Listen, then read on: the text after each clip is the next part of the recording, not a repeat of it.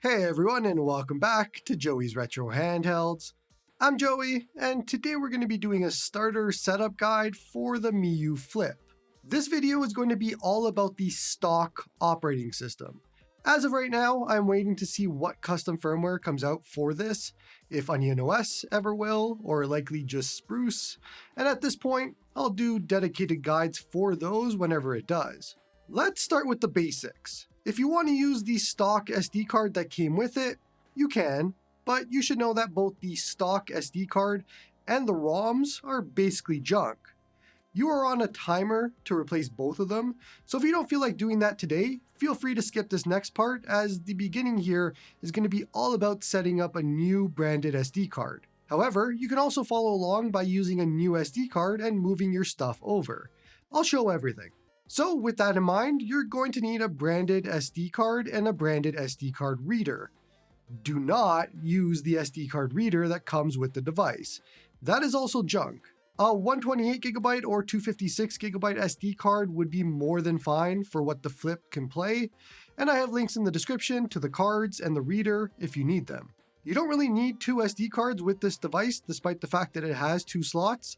The correct slot for the one SD card is on the left side while you're looking at it. Now, first thing we need to do is format this new SD card as FAT32, and we can use a program called Rufus to do so. Download the portable version of Rufus from their website, then go ahead and open it. You want to make sure the device is your SD card, and it should be connected to your PC through the SD card reader at this point. Ignore that mine says Onion OS because this card used to be used for that on my Miyoo Mini Plus. Go ahead and change the boot selection to non-bootable, scroll down, and you can name the card if you want, I just removed the name, and change the file format to FAT32 or large FAT32. Then click Start. Once that's done, you're going to have a blank SD card to work with. Let's go and grab the stock SD card files, and the Spruce GitHub actually has them hosted, so you can find that link in the description. Head there and download the zip file called Miyoo Flip stock card contents or something like that.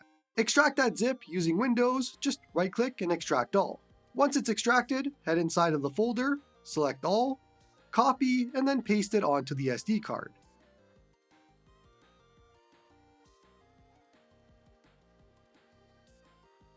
Once all of that's moved over, we can now add our ROMs and BIOS files to it.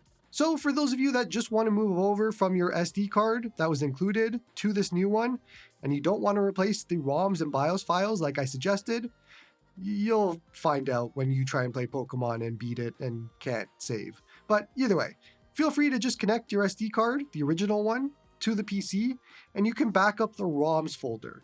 Then go ahead and inside of the RetroArch folder, .retroarch, which you might need to turn on show hidden files and folders if you don't see it, and you want to back up the system folder. ROMs folder is your ROMs, system folder is your BIOS files. Okay, so now for everybody, if you weren't paying attention there, on the SD card, the ROMs folder is where your ROMs go. Inside of it is all of the system folders, so just open a system folder, and you want to put your ROMs for that system inside, and then you're set. For your BIOS files, they are located in the RetroArch, .retroarch, system folder, and you need to put your BIOS files in there. If you are staring blankly at the screen right now and you don't know what ROMs or BIOS files are, check out my description for guides on that topic. As of today, there is actually a new firmware update for the Flip, and so we want to do that too. First, let's just double check that you're not on the new firmware already, or any future firmwares after this video. Go ahead and head to Settings, Device Info, and check your version number. It is a date, so it's the year, month, and day, and some numbers. Now head to the video description, to the Miyoo firmware website, look for the Miyoo Flip firmware, and as of today, there is only one. You can see that it says 25/01/16, so January 16th of 2025. So personally, I don't need to update the firmware, but you might, either now or in the future. Go ahead and click Download, and click Download again. Extract the zip file that was downloaded, and head inside. Copy the Miyoo 355 folder and the Miyoo 355 _ fw.image to the root of your SD card, and overwrite anything that it asks. So you should see the image file at the root of your SD card, and the Miyoo 355 folder was replaced. Eject your SD card, make sure that your device is charged, insert the SD card into the device and power it on. It should do the update automatically on screen. You'll see a rocket ship and it'll say system upgrade. After that, you are up to date and we are ready for the tour. So my device somehow reverted to Chinese on boot. To change it, just follow me on screen to settings and then the language section. This actually happened to me again after, so maybe just memorize these steps. Miyoo and bugs go hand in hand. They are not that great at this. Let's do a little tour. Recents is of course most recently played games that you can easily access and launch. You might not see recents yet, need to boot up a game first. Favorites is the same idea, you can add games to your favorites list and they show up here. To do so, just head into the Games tab, pick a system, highlight the game, push the menu button on the device, and then add favorite. While in the Game tab, you can push menu on the Systems page to search for a game, or refresh your ROMs if maybe you've added some, and they're not showing. If you jump into a system, that same menu button allows you to delete a game if you want. Otherwise, if you push X on a game, it lets you change the core that is being used for that game, and then you can just push A to launch the game. Menu button, then scroll down to quit to exit the game. Head back, and we're going to be skipping over RetroArch. Just launch your games from Game instead, and then let's head to App. I would not suggest using the USB mass storage function, and instead you always want to eject your SD card and insert it into your PC to change or add things. File Management is a file management app. It's very useful. Head to Settings, and you can adjust the brightness here. We can also connect to Wi-Fi, so let's do that now. You can adjust the background music volume if you don't like the stolen Vita music and it's annoying to you. There's a hibernate option here as well, but I don't really know what that actually does, so I've left it. But the cool thing is EmulationStation. Go ahead and click it. If you didn't like the Miyoo UI, you can use EmulationStation instead. This is personal preference, but you can head back to the Miyoo UI by pushing Start and then heading to Use Miyoo UI. Let's jump back to App and this time open RetroArch 64. But you will need to replicate any changes made in RetroArch 64 to the other RetroArch. There is two of them. One is 32-bit, the other is 64-bit. I actually really hate this UI, so let's make it easier to read. Go over to Settings, User Interface, scroll down to Menu, and choose our GUI. Head back to Main Menu, Configuration File, and save current configuration. Click Restart just below Configuration File, and there we go. This is so much better to read. Head to Settings, Achievements, and this is where you can enter your Retro Achievements information if you have it. Personal preference, but I turn off Hardcore mode. Back all the way out, Configuration File, save current configuration, and then just go ahead and quit out. Don't forget, you have to do all of that for the other RetroArch too. Let's go ahead and boot up a game. Head to Game, and I'm going to open a Game Boy Advance game. Now, first thing I'm noticing is I personally don't want the shaders and the overlay.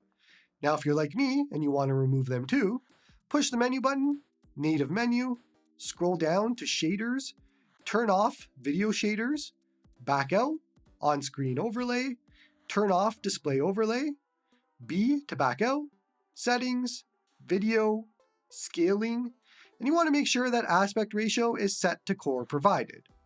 Back out to Quick Menu, Overrides, and Save Core Overrides. That will now apply to every Game Boy Advance game. Unfortunately, other systems that have this, like Super Nintendo or Game Boy or others, you're going to have to repeat those same steps. But thankfully, you only have to do it once per system. Just make sure that you save using that core override. So we already saw it, but go ahead and push the menu button when you're in game, and you're going to see a list of things that you can do. Save and load are save states. You can use those to quickly get back to your game. Although I would still suggest that you save in-game while you can, so you can have two save options just in case. Native menu is RetroArch, which we looked at already, and reset will basically just mimic turning the game on and off. Exit game to exit. Now hotkey-wise, a lot of systems just don't have any. Game Boy Advance actually has one, and it's R2 for fast forward. So we need to add some hotkeys and fix it for everything. Head back into App and then RetroArch.